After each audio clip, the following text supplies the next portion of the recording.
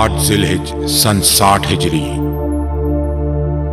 इमाम अलैहिस्सलाम मक्के में 120 दिन रहने के बाद मनासिक हज तमाम होने से पहले मक्का छोड़कर जा रहे हैं। इन हालात में भी सिवाय चंद अफराद के कोई इनकी नुसरत के लिए साथ नहीं चला।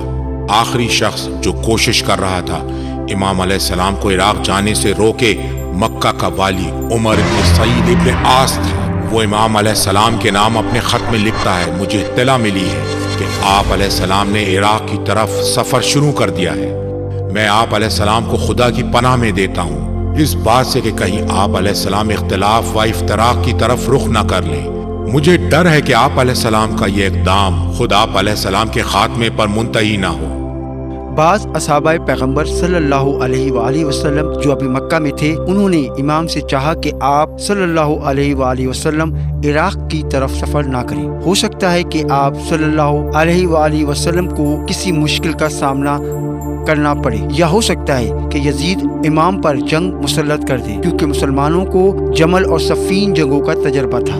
लिहाजा वो पसंद नहीं करते थे कि वो जो तसव्वुर कर रहे हैं इमाम इनमें से किसी मुश्किल में गिरफ्तार हो जाएं। लेकिन इमाम ने इससे फरमाया, मैं खुद ख्वाही, सरकशी, फितना परवरी और जुल्म की खातिर नहीं निकला हूँ, बल्कि मैंने अपने जद्दे बुजुर्गों की उम्मत की इस्लाह के लिए क़याम किया है।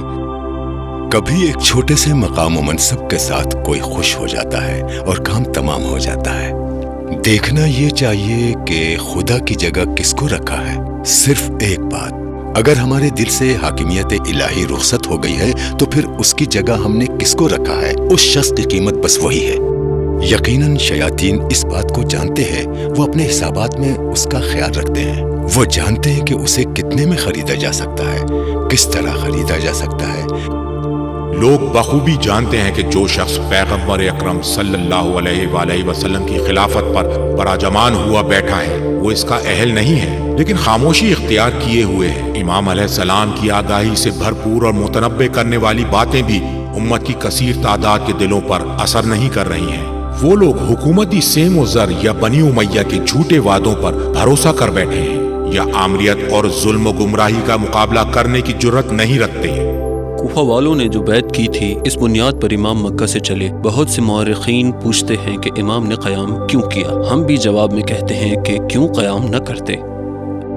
अगर इमाम यजीद की बैत कर लेते तो क़यामत तक बनु उमैया की हुकूमत एक बुनियादी तौर पर दीनी हुकूमत शुमार की जाती।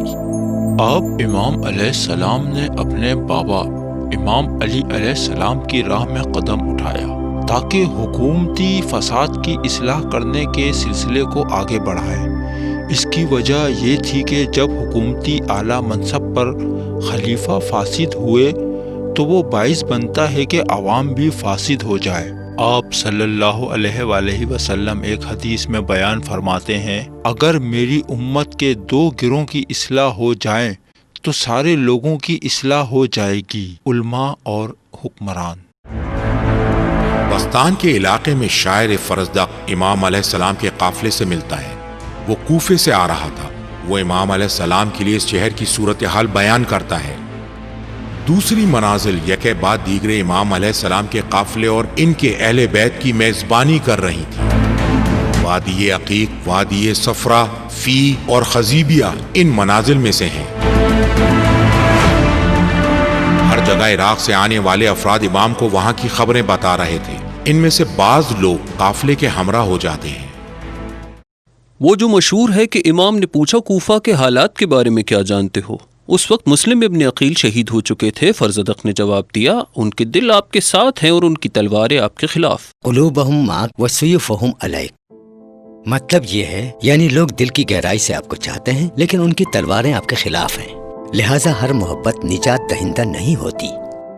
वो मोहब्बत जिसने उन्हें शब आशूरा उस मकाम तक पहुंचा दिया कि वली खुदा की जिंदगी के एक लम्हे पर कुर्बान हो जाएं, वली खुदा की इज्जत की खातिर कुर्बान हो जाएं, ऐसी मोहब्बत थी जो मार्फत व ईमान से नशात ले रही थी, और ऐसी मोहब्बत भी थी जो खुद अपने वजूद की मोहब्बत से ज्यादा थी। दर हकीकत इमाम जानते थे कि कूफा में इनकी तहरीक कामयाब ना होगी, लेकिन इनकी तकदीर में ऐसा ही था।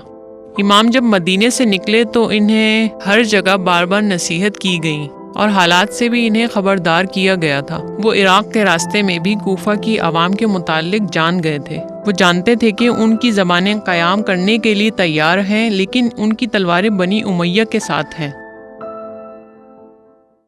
عبید اللہ ابن زیاد کا قصر یزید کی طرف سے اس والی کے نام خط پہنچا ہے۔ خط کی تحریر عوام کے درمیان امام حسین علیہ السلام کے مقام و منزلت کی بنا پر یزید کی پریشانی کا اظہار ہے۔ اس نے ناپاک ارادہ کیا ہے۔ خط کی تحریر یوں ہے: مجھے خبر ملی ہے کہ کوفہ والوں نے حسین علیہ السلام کو خطوط لکھے ہیں تاکہ وہ ان کی طرف جائیں۔ حسین علیہ السلام بھی مکے سے ان کی طرف چل چکے ہیں۔ وہ تمہاری سرزمین کی طرف آ رہے ہیں۔ اگر تم انہیں قتل کر دو تو تم نے میرے حکم کی تعمیل کی ہے، ورنہ تمہیں اپنے باپ کی مانند غلام بننا ہوگا۔ لہذا ڈرو اس بات سے کہ وقت ہاتھ سے گنوا بیٹھو۔ بنی امیہ کا نقطہ ضعف اور ان کی مشکل یہ تھی کہ ان کا معاشرہ ظلم و ستم پر استوار تھا۔ اس کا مطلب کیا ہے؟ اس کا مطلب یہ ہے کہ اس حکومت میں عوام کو گروی رکھا ہوا تھا۔ تمام سیاسی قوتیں کوشش کر رہی تھیں کہ خود کو مرکز ثقل جو کہ خلیفہ تھا وہاں تک پہنچائیں، اس کی اطاعت کریں، اسے دوسروں سے ممتاز کریں تاکہ وہ اپنے مقام و منصب پر قائم رہ سکیں۔ تمام معاشروں میں ایسا ہوتا ہے کہ صرف کچھ لوگ ہی عوام کی گمراہی سے فائدہ اٹھاتے ہیں اور عوام کی اکثریت نقصان اور خسارت اٹھاتی ہے۔ امام علیہ السلام نے ہاجر کی منزل پر کوفہ سے مسلم بن عقیل کا خط وصول کیا اور اس کے جواب میں کوفے کے لوگوں سے مخاطب ہوتے ہوئے بعض جملے تحریر کیے۔ قیس ابن مسہر سلاوی اس خط کو پہنچانے پر مامور ہیں۔ مسلم بن عقیل کا خط مجھے وصول ہوا۔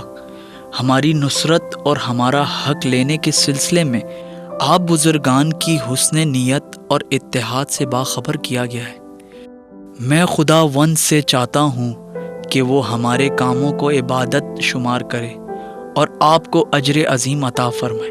میں منگل کے دن بمطابق 8 ذی الحج جو کہ یوم ترویہ تھا مکہ سے آپ کی طرف چلا ہوا، لہٰذا جب میرا نمائندہ آپ کے پاس پہنچے تو اپنے کام میں تیزی لائیں اور کوشش کریں میں انہی دنوں میں آپ کے پاس آؤں گا۔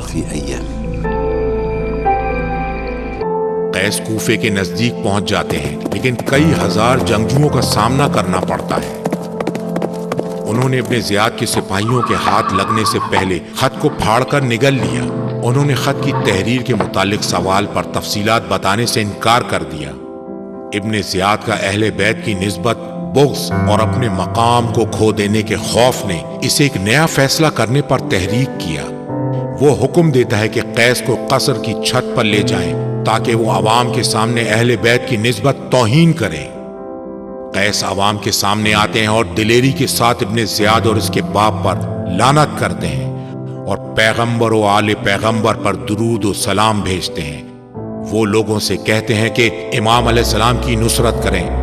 اپنی ہویت گم کر دینے والی عوام حیرانگی کے ساتھ دیکھتی رہی اور کسی قسم کا جواب نہ دیا۔